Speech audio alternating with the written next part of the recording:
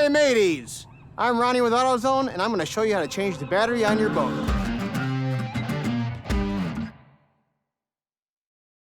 This is the Duralast Marine battery I got from AutoZone. But before you purchase, you should make sure you're getting the right kind. Boats often use two batteries, a starting battery which starts the engine, and a deep cycle battery which powers electrical systems like a trolling motor. Right now, I'm replacing the starting battery. Depending on your boat, you might find the battery in a few different places. The location can vary from model to model.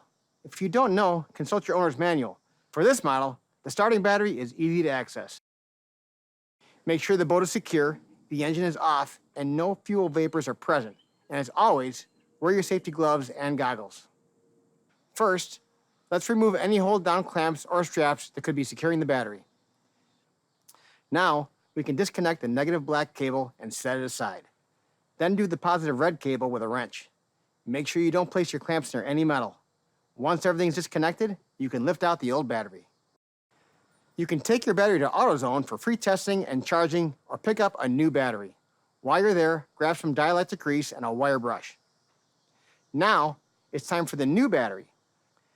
Place the new battery in the same spot as the old one. First, apply dielectric grease to your new battery terminals. Then, reconnect the cables.